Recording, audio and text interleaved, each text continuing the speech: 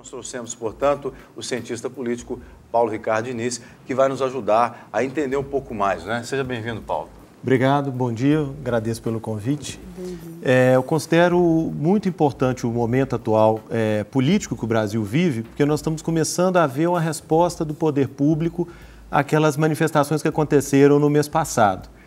Nesse sentido, a gente pode dividir isso em dois espaços diferentes. A resposta que o Executivo está dando, na forma da redução das passagens de ônibus, desses pacotes de medida que o governo federal vem colocando, a própria reunião que o governador teve ontem, que foi noticiada aqui, isso é bastante evidente para a gente.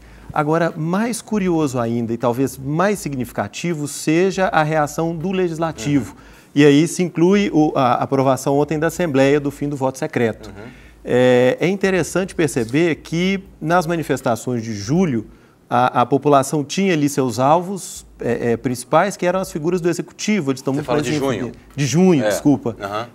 As figuras do Executivo, elas estão muito mais em evidência. Sim. Agora, em relação ao Legislativo, a população não fazia muita distinção. A população não estava mexendo muito ainda com o Legislativo, né? Ela com os senadores, deputados, vereadores. Ela tinha vamos dizer, uma revolta indistinta. Ela via ali um bolo indistinto de os políticos. Ela chamava de os políticos, e inclui o sistema partidário, inclui o parlamento, e ela não via ali muita diferença em quem estava ali dentro. Então, isso estabeleceu uma dinâmica que eu estou achando muito interessante a gente perceber agora. Por quê? Os legisladores estão percebendo que houve uma mudança radical na mentalidade política nacional da população e que muitos deles não vão se reeleger ano que vem. Sim. Isso é fato, a gente vai ter um percentual de renovação aí muito maior do que a média histórica, né? Então, o que eles estão tentando fazer? Eles estão tentando se separar desse bolo, desse conjunto que a população via de uma maneira indistinta. Então, a gente vê algumas medidas surgindo, principalmente na Assembleia, na Câmara dos Deputados, agora na Assembleia, eles tentando se mostrar, olha, eu não faço parte daquele grupo... O próprio Senado também, né? Senado também, apesar de que ontem eles deram um passo atrás, sim, né? Sim, sim. Mas, de toda forma, você vê uma tendência de que eles tentando se colocar fora desse... E para ilustrar o que você está falando, no período da votação daquela famosa PEC 37, a gente via lá no Congresso deputados federais segurando, alguns deles, indivíduos mesmo, né, segurando a plaquinha dizendo assim, sou contra a PEC 37. Como se dissesse assim, ó, eu não estou no meio daquele pessoal ali. Né? É o que você está falando mesmo, estão tentando se separar para o pessoal agora começar a enxergá-los como indivíduos. Exatamente. Mas você falou uma questão bacana que eu achei aí, que a gente poderia de repente comentar um pouco mais, que quando o povo olhava para os políticos, misturava tudo, o político e o partido, etc. e tal. É importante a sociedade fazer uma diferenciação entre o candidato e o partido, né? Porque muitas vezes o candidato, ele até também tem os seus próprios ideais que diferem um pouco do partido e às vezes ele está até sendo meio que obrigado, não existe isso, né? A seguir um determinado ideal, o projeto, etc. Né? Olha, eu acho importante, e talvez esse seja o grande legado para o ano que vem, que as pessoas percebam que a democracia não é só o voto, só o momento de ir na urna e colocar ali a sua preferência. É importante que a gente perceba que a democracia está presente no dia a dia e ela está muito presente não só na manifestação, que essas também são muito importantes, mas que elas estejam presentes também na vida partidária. Nesse ponto, o brasileiro se mobiliza muito pouco. É importante que a pessoa procure saber o que o partido diz. É importante que a pessoa tente conversar com o partido, ela tente participar de reunião, porque isso oxigena muito o sistema. E é muito complicado a gente querer fazer uma mudança de cima para baixo. É uma reforma política que ela vem ali mudar desde as estruturas mais complexas. É mais interessante, é mais orgânico que isso venha de baixo para cima, desde a própria estrutura partidária. Procure saber, ligue para os partidos, veja quando é que tem reunião, se isso é aberto, vai lá, escuta o que eles estão dizendo. é uma experiência que é muito simples da gente perceber, muito simples da gente participar e é riquíssima. E é importante porque você vota no indivíduo, quando o número do seu candidato é dele, é do candidato, mas por trás dele ele carrega uma bandeira. E nos Estados Unidos é um pouco diferente disso, porque lá você tem pequenos partidos, mas em geral quem predomina lá são os democratas e os republicanos. Sim. Quer dizer, você votou no candidato A, automaticamente lá nos Estados Unidos está vinculado, então, a ideia do partido. Né? E aqui não, aqui o camarada muitas vezes ele vai contra a ideia do partido. Né? Sim. Eu acho interessante perceber, com a ligação com a questão partidária também, que você colocou de uma forma bem clara, é que por esse distanciamento que a população tem em relação ao parlamento, imagino que agora com as manifestações ela vai diminuir um pouco, sim, e com o distanciamento que a gente tem em relação aos partidos, a gente acaba deixando que existam duas esferas diferentes, que deviam ser uma só, mas elas acabam sendo duas.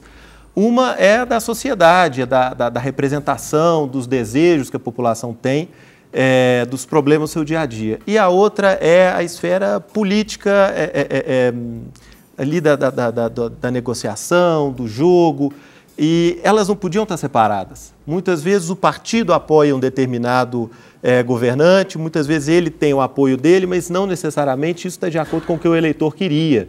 Então você acaba tendo uma relação muito apartada uma da outra, né? E o que também influencia nessa questão do voto secreto, você vota no candidato e não no partido. Então como é que você vai saber se o seu candidato está indo naquela linha do partido ou não, né? Então essa questão do voto secreto influencia. Eu sei que você também falou na questão do Senado dar um passo atrás, você também estava falando da PEC que foi rejeitada, que proibia, inclusive, suplentes de primeiro e segundo grau no Senado. E a gente viu que isso... Até eu estava analisando algumas reportagens e disseram que isso foi assim, como se fosse um bode expiatório. Vamos ver se a população vai voltar à rua novamente. Uhum. E certamente isso aqui não vai ser muito bem visto pela população, né, Paulo? Olha, eu acho um pouco interessante o momento como um todo, mas estão surgindo alguns assuntos que eles são de uma compreensão mais difícil. E a mudança, se ela não for muito bem discutida, muito bem pensada, ela pode acabar saindo tiro pela culatra. Então, algumas questões elas precisam ser bem discutidas com a população. Por exemplo, a questão do nosso formato de voto, se é distrital. Isso é uma coisa que as pessoas precisam discutir isso muito, porque a mudança é radical. Sim. Agora... Por favor. Desculpa, pode continuar. A mudança para o funcionamento do legislativo, ela é radical. Você, por exemplo, com o voto distrital, você vai ter um representante daquele bairro ou daquela seção da cidade. Sim. E talvez com isso você tenha uma dificuldade muito grande de colocar um parlamento ali que consiga conversar entre si. Vai estar cada um disputando o seu pedacinho do bolo ali, a sua migalha. Despachantes, né? E talvez você tenha uma dificuldade grande de conseguir chegar a alguns consensos de alguns assuntos maiores. Aí talvez o tiro saia pela culatra, que eles acabem negociando mais coisas que não sejam do interesse da sua região. Sim. E, no todo, você pode ter resultados que sejam desagradáveis. Agora, Paulo, você acha que as pessoas estão se politizando mais depois dessas manifestações todas? Porque a gente está recebendo muitas notícias aqui no nosso programa, noticiando também muitas providências que o governo está tomando, muitos benefícios que eles estão dando. Até que ponto a gente enxerga isso como realmente uma preocupação em atender o pedido do povo ou é um paliativo, alguma coisa para mascarar ali? Como que você vê isso? Olha, eu acho que eles estão tentando, tirar tudo que eles têm em estoque e colocar na prateleira de uma maneira bem rápida para dar uma satisfação para a população. Então, vem coisas boas, vem coisas apressadas e vem coisas ruins ou inócuas também. Sim. Então, a gente tem que separar um pouquinho esse contexto, né? O executivo, por exemplo, eles estão editando normas, eles estão tentando fazer tudo possível, o mais depressa possível. O legislativo, ele vai ter aquela dinâmica de tentar evitar, o que eu estou colocando como um naufrágio que ele tem data marcada para acontecer.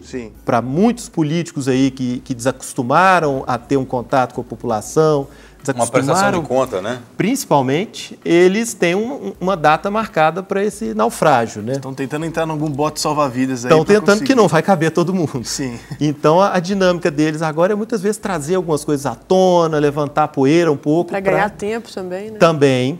e talvez até contando que a população se desmobilize. Mas, de toda forma, isso é um momento interessantíssimo.